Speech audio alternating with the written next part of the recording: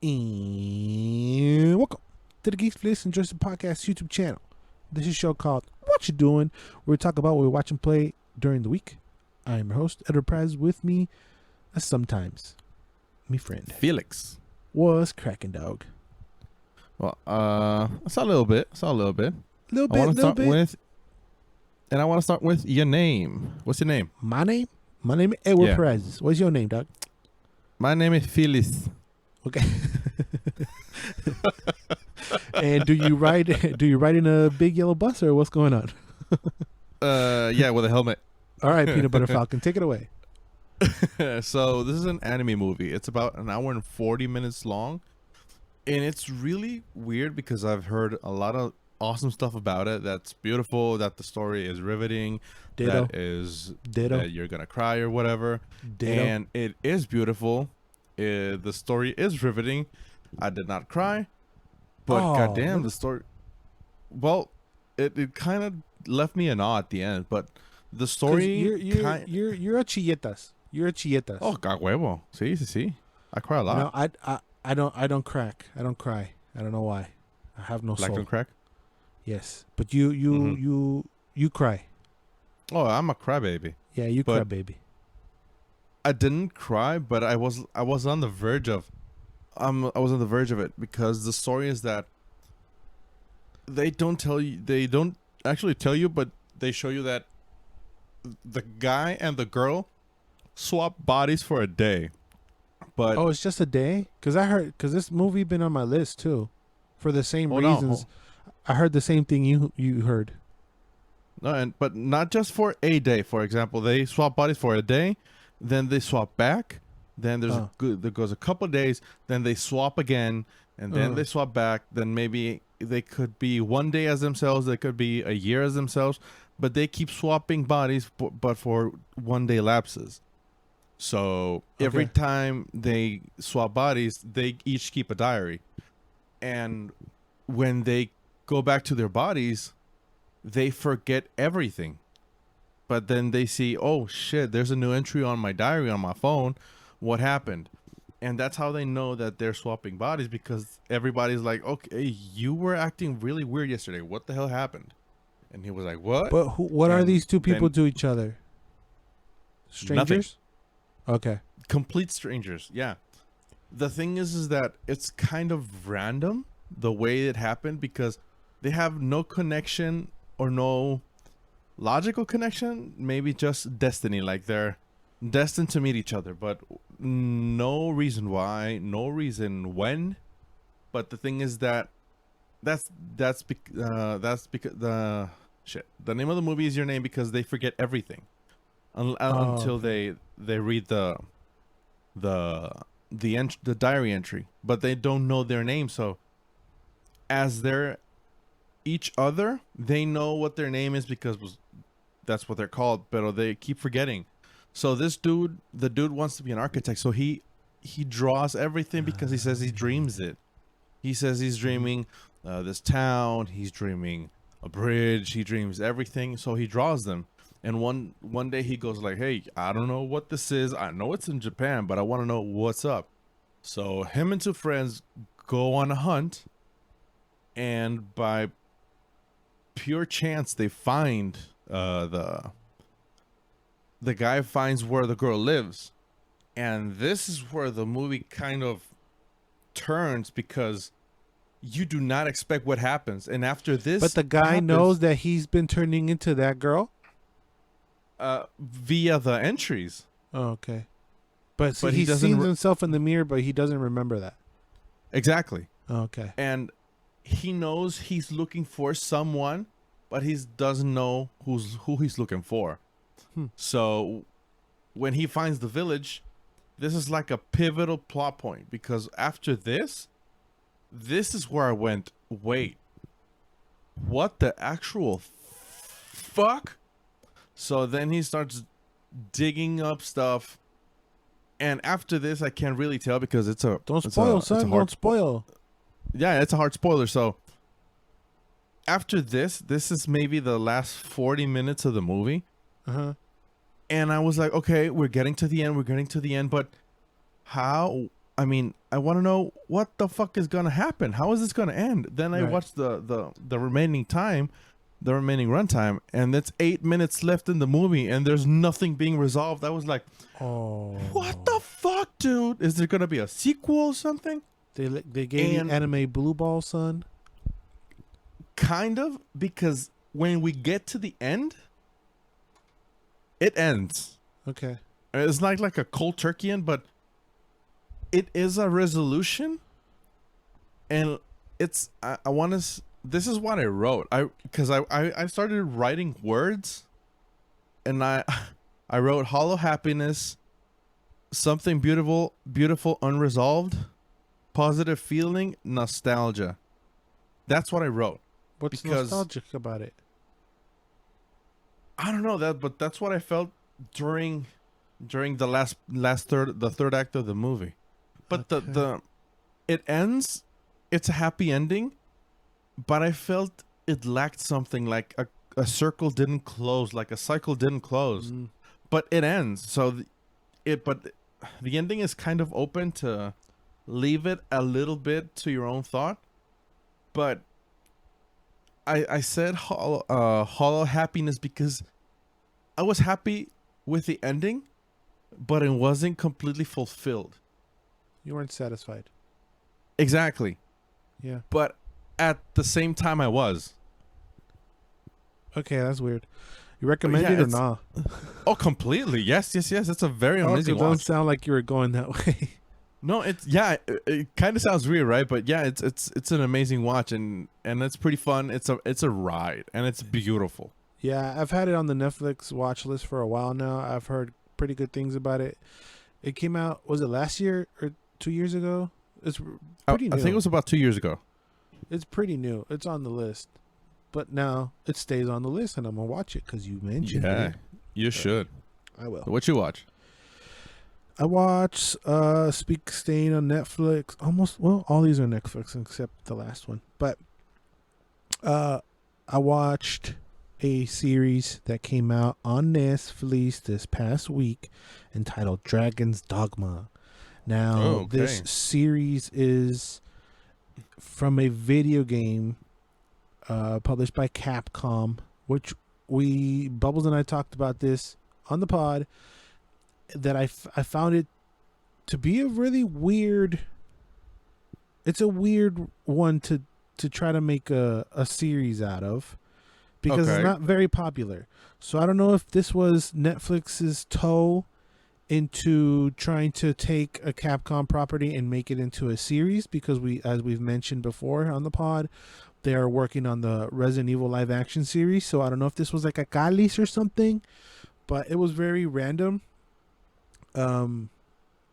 Because even though I'm in the gamer world and all that, I didn't necessarily play this game, but I'm not here to review the game. I'm here to review the show. The story is pretty basic. This dragon, which in this world are like rarely ever seen, but you get this in the first episode. This dragon attacks this town and kills this man, our main guy's pregnant wife, and you could say, I guess, like adoptive neighbor child, right? And this happens in the first. It's kind of a low key spoiler, but this is the first episode. It's hard to explain what it is about. So the rest of the show, he's seeking revenge. He finds this very cool archer chick who has, I forget what she's called, but she's like an alien or like an angel or something. And she has devoted herself to protect him until he completes his quests. Why? I don't really remember. Oh yeah, I remember why. Because the dragon eats his heart, right? This sounds weird, but sucks his heart out and eats it. And he survived it. This lady cured him or whatever. And people who survive sucking of the hearts by dragons are called arisen. So that gave me like a little hint or something, because I remember a DLC for the game was called Dark Arisen. So I was like, okay, they're kind of sticking to the game. The art style is kind of half. It's an anime, So it's kind of half computer generated, kind of half. I don't know if all anime is now computer generated, but it doesn't look hand drawn. It's kind of like half and Like half, 3D ish. kind of 3D. Like the dragon was 3D, and the other ones were kind of hand drawn. But you know how I mentioned in our Castlevania review how because that's the easiest comparison. Obviously, you're going to compare it to Castlevania. They're both on Netflix. How there's minimal movement in Castlevania, like maybe only the lips will move or whatever. Yeah. So that saves them time, I guess. They're kind of static. Right, they're static. They only move their lips. They barely even blink, or they'll stay like for 5 seconds on the same drawing or whatever, or the same frame, and they're more static, as you said. This one is a constant movement, and I think I like the Castlevania version of it more because this came off as slow. I felt like I was watching at a 0.75 speed, not necessarily half, but one up.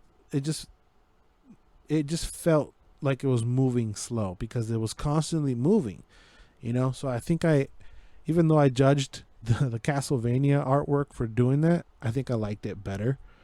Okay. You just can't help yourself to compare yourself between those two. But I'm Well, I mean, not I know to. because they're based on video games, so that's Based on like video a games. They're both go-to. made by the same company, Netflix, even though it's not the same artists and all that. It's just easy to compare. There's some action is actually pretty cool. On the way to find the dragon, it is very video gamey, where he stumbles upon side quests. Like this Cyclops is attacking this village, so let's go kill the Cyclops. Oh, this fucking Griffin is attacking this thing. So each episode is like some of that. It slows down towards the end. It's 7 episodes. They're less than half an hour long. There is violence. There's blood and all that kind of stuff. I like the characters. I like the main guy. He's pretty cool. He's kind of like whatever boring main guy. Generic boring main guy. He does run into a couple people who join the adventure for an episode and a half, and then they meet up again or whatever. Each episode is entitled by one of the 7 deadly sins that comes into play at the final episode. Obviously, I'm not going to explain. There's some titties. There's some big old titties. A lot of titties. Lot of one titties. Actually, there was like 3 pair of titties, but this one lady had gigantic juggle titties. Okay, you just sold it to me. Yeah, I mean she's like halfway through. I did watch the whole season in a sitting, and it's not terrible. I wouldn't say I'm a fan. I'm not going to sue them for their time. It was, I have nitpicks with the artwork and all that. The story is whatever, but it's cool. It's alright. It's not bad. It's not the worst video game thing I've ever seen. It's pretty cool, actually. It's not that bad. Should I recommend it to you? Maybe. I feel like you might like it a little bit more than I do. It's not better than Castlevania. I'm sorry I have to do that comparison, but that's just the world we live in. We compare everything with what we know. If you ask me which one would I rather watch, I'd rather watch Castlevania, but it's not bad. Dragon's Dogma on the Netflix. It's not bad. I'll give it a chance one day. All right. But you said it's Tiggle Bitty, so Tiggle Bitties. That day's gonna come soon. Tiggo Juggo Titties. Okay, so what else? Next up, I saw a Netflix also. Oh shit. Animated series called Close Enough. It's by Cartoon Network, and I think it's by the same guys who did a regular show. Yeah. Because I seen this one floating around, and that I was trying to remember. Because they've done a handful of other shows. Isn't there another one where like a guy with a bowl cut or whatever? The artwork is very familiar. Oh shit. Yeah, they've done a lot of stuff. Yeah. But it's very cool. It's 8 episodes long. It's about 20 minutes an episode, 2024. And it's about these 2 guys. And it's rated R, right? We gotta preface by saying that. Oh yeah. It's it's not because they curse that much, but because it's a fucking acid trip. I mean, it's this couple that they're in their mid-30s, and they have a kid who's like 5 years old, and the structure of every episode is like they start with something very run-of-the-mill, like, I don't know, the girl wants to spend more time with her mom, and her mom has to work, so the mom does some shenanigans at work so she could spend more time with her daughter at her school. But then this fucking giant snail with a time traveling hat appears to help her, and I was like, what the fuck? That's kind of the structure of the show. So we start with a normal thing, and then we run to something really completely out of nowhere, very strange, very crazy, and it's really fun. It's actually pretty good. Is it trying to be what it's not, or is it trying to go by its own style? Or did you ever watch the regular show or whatever it's called? Oh yeah, I watched the regular show. Is there any DNA that transfers? Well, the animation, obviously, that how it's written, it's also like that. But regular show, that was an acid trip and a half. That was nowhere near real life, and this is really, really grounded. Like, they haven't talked to their friends, or they haven't hung out with their friends because of work and the kids. So it's grounded in that they're adults, and they're trying to be responsible adults. The whackness comes after, like an afterthought, but that whackness helps them like circle back to the main problem, which is that existential crisis, time with the daughter, time with your friends, and all that stuff. Okay. It's I actually watched it in one sitting. Oh shit. And I breezed through it. It was pretty fun. I was a little iffy. I wasn't. Were you a regular show fan? I wouldn't call myself a fan, but I liked it. Okay. I'm just gonna like. I mean, go ahead. I think this is definitely better than the regular show because of the place we are now as quote unquote adults. It's more relatable. Okay, Definitely so the bullhead cut guy that I was talking about is from regular show, who looks like a zombie. But what I was trying, that guy, the muscle guy. Yeah, what I was trying to get at is that regular show came out in 2009, so that's like 11 years ago. Would it make sense that the creators of regular show made this show for fans of regular show who've been fans from 2009, realizing that their fans have grown up and maybe are now into their late 20s or whatever, or whatever it is, early or mid 20s or whatever it is. If you start watching regular show when you're like a 15-year-old or whatever, and then 11 years later, does it feel like it's geared towards that, a mature audience that was their audience at one point? Yeah, it definitely feels like it.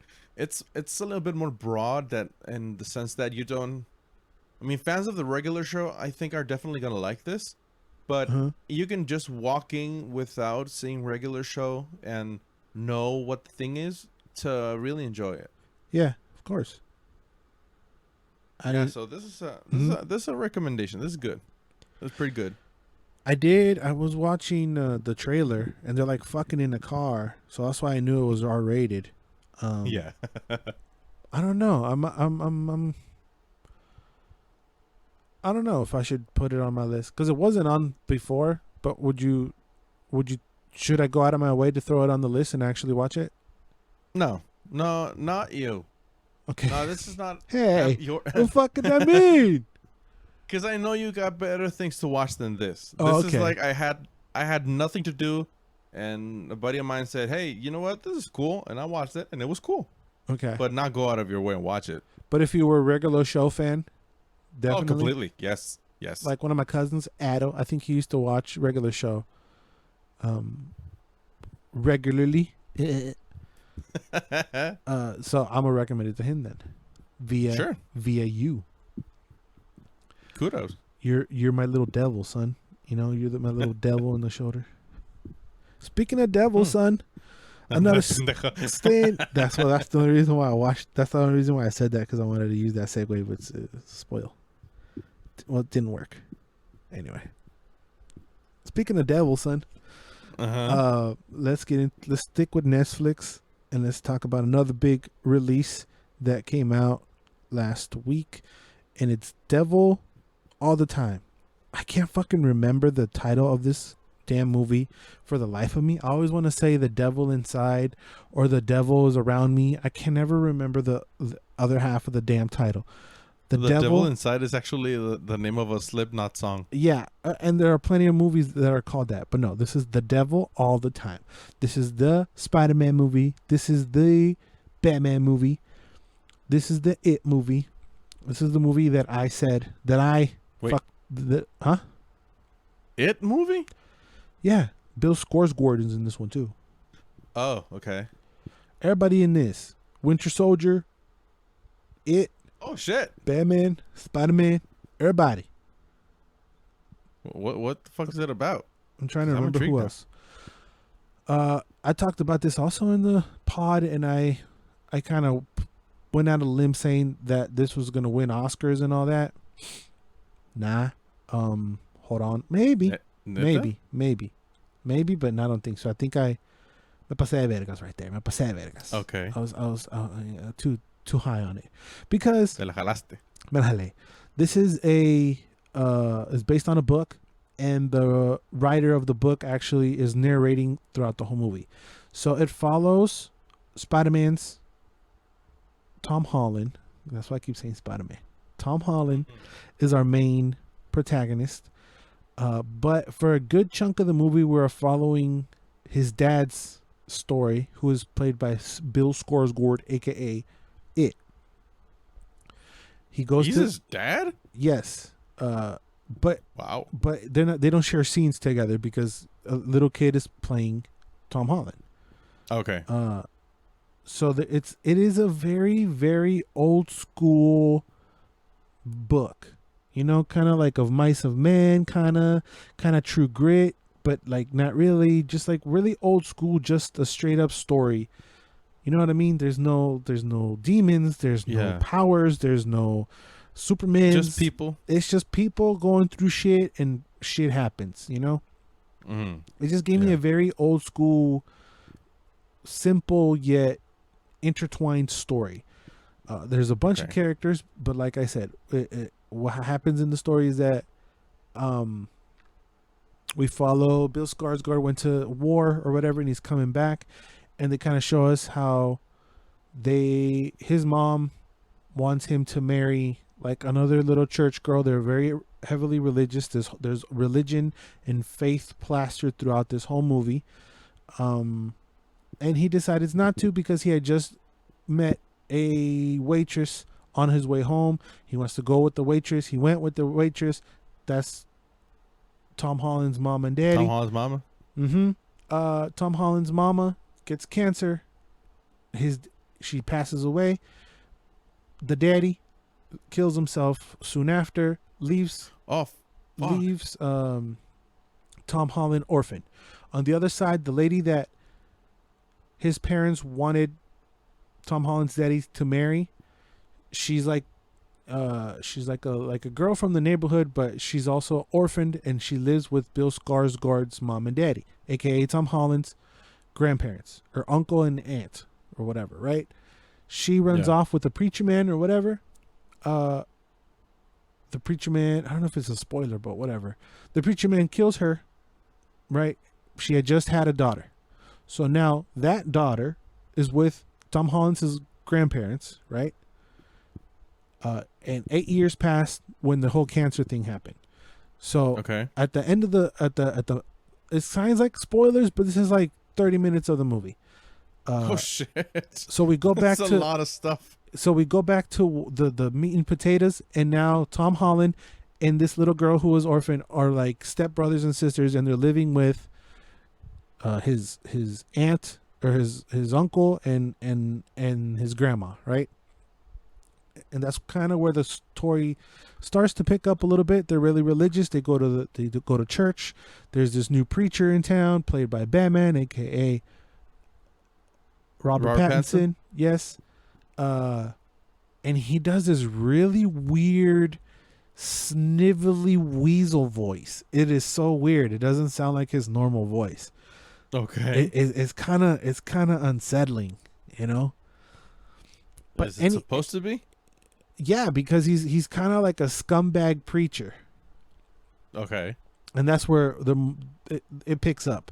And there's a lot of time jumps of like this happened, and then Winter Soldier is the sheriff, and he has a sister who's like a hooker or whatever, that she has her own fetish problems. And then a little bit halfway of the movie, something happens which releases a chain of events that just keep violence that just keep happening and happening and happening, and that's how the movie unravels itself into all this mess. But if you're not into like old school telling, and it's all like really country, so everybody have heavy ass accents, so that's pretty cool. Okay. Tom Holland, like country Spider-Man is probably top Spider-Man. Oh, cowboy. The performances are really strong. I've been wanting to see Tom Holland in something different other than Spider-Man, and this definitely is 100% different from Spider-Man, so I really appreciate it. I thought he was really good.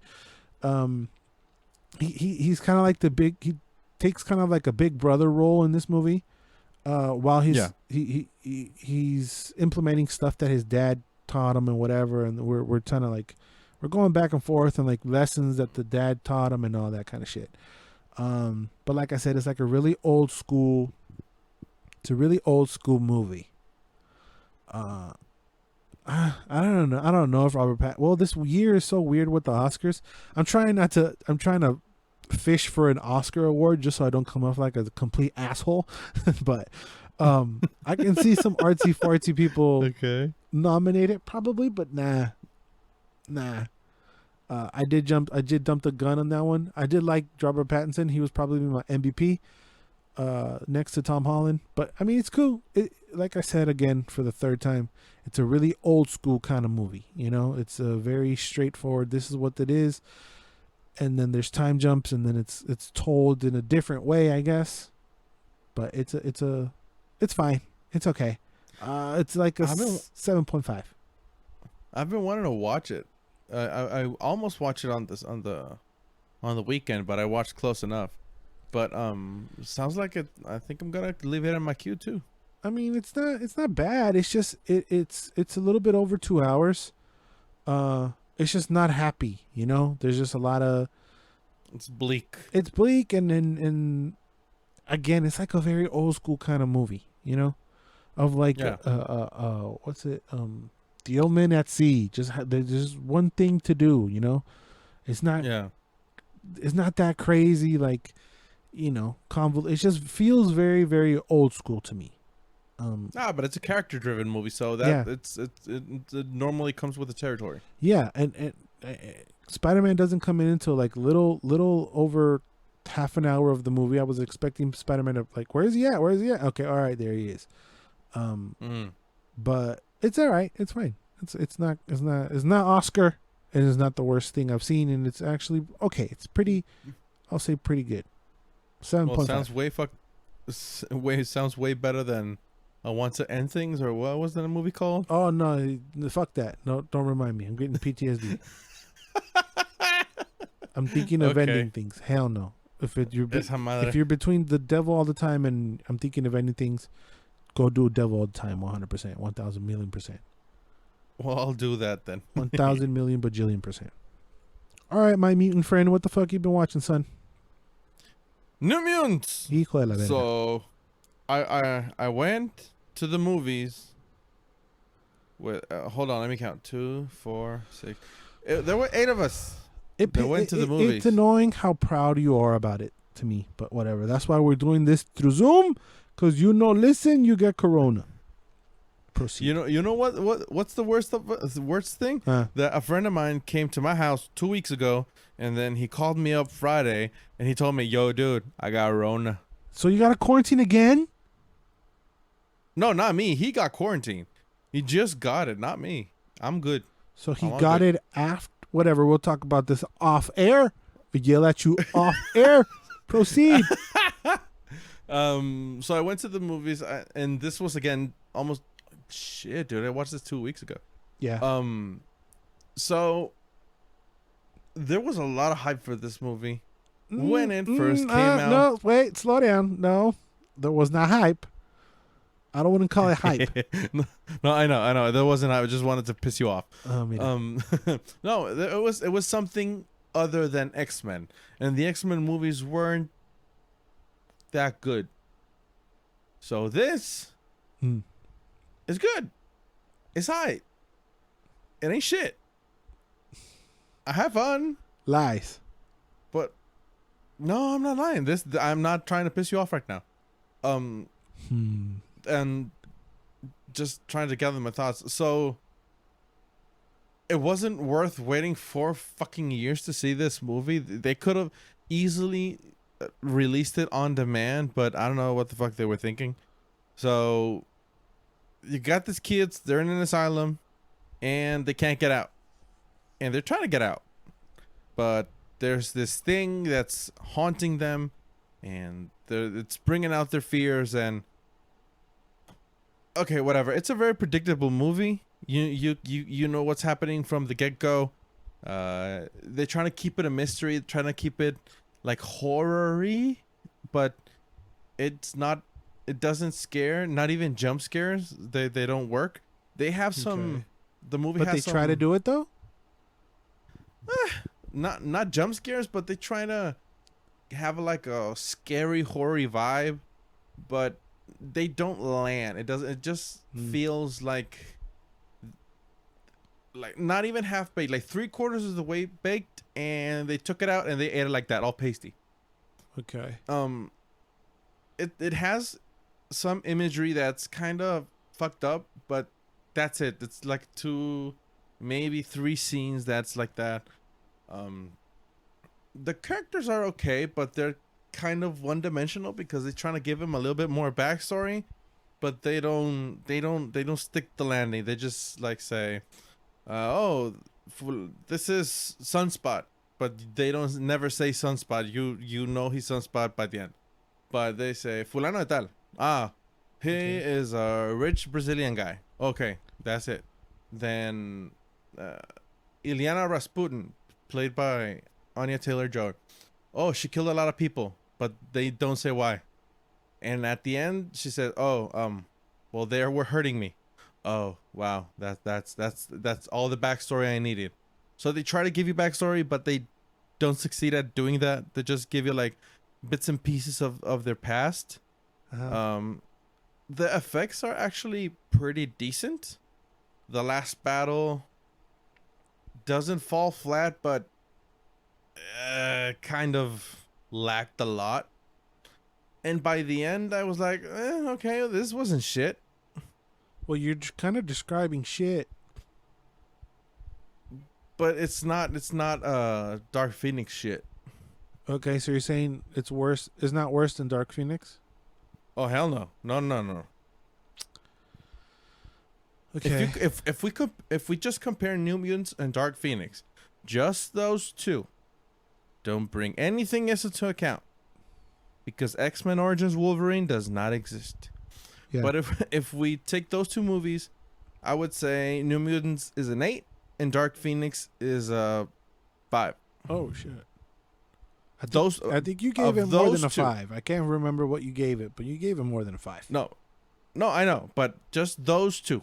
Just comparing those two, because this is better than Dark Phoenix. It's a little bit more cohesive, but it's a way simpler story. Does it feel like Mickey got his hands on it at all? Remember when they said that they had to postpone it because of reshoots? Yeah.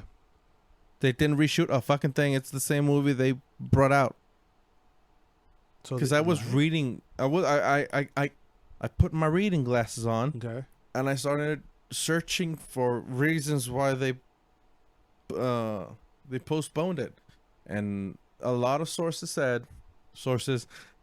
my stupid ass did not save, said that they actually did not reshoot a thing, that the movie is as is from when they finished editing it.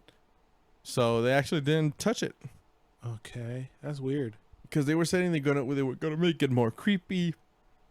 They were gonna extend it, but no, they didn't. They didn't extend it. It wasn't creepy enough. It had some scenes, but it's not bad. Would I recommend you watching it paying on VOD to watch it? No. If it comes on Netflix or Disney Plus on a lazy Sunday, sure. Why not? I'm not that you're not, but Bubbles is a diehard X-Men fan. Like, he defends it with, he'll die on his shield defending X-Men. I'm very curious to see what he would say. I'm obviously gonna watch it with him whenever I get a chance to. I am watching it, no matter if you would say if it was good or bad, but it's just because it's something we've been waiting for 4 years, kind of. But the hype came and went, and then came a little bit, and then it went again, and then they try to hype us up for it again, and then we just didn't hype up. We just stayed the same. So I am curious to see what the hell they've been hiding these. It just feels like a secret project they've been hiding for years, and they didn't want the world to see. I don't know if what you're describing. I don't know why they wouldn't just throw it on Disney Plus. I mean, they did Mulan on there, and I'm pretty sure Mulan was more expensive than that. Oh, it was way more expensive. Right. You can bet your ass it was. The New Mutants wasn't really even their project. So I don't know if they were like throwing the studio who did it or Fox a bone by putting it out there and like giving them their money. I don't know. It was a mess. Just to make it. But I don't know. I mean, I'm gonna watch it regardless, no matter what you say, just because I'm curious to see what it comes out of. But you're saying it's a big fat okay. I mean, if you have more things that you want to watch those first, then watch this. Oh no, I'm gonna watch it. Like that doesn't matter. I'm gonna watch it, but I guess it's a win because it's not a big giant pile of donkey shit, right? Yeah, I mean, if you look at it that way, it's a win. It's a win. All right, it's a win. Yeah. I was trying to segue. You know what? Fuck segues. I'm not doing segues no more. I break. Thank you. I break my fucking brain all the time, and I make shit up, and they don't go. Just fucking follow, subscribe. You know what the fuck to do by now. All right.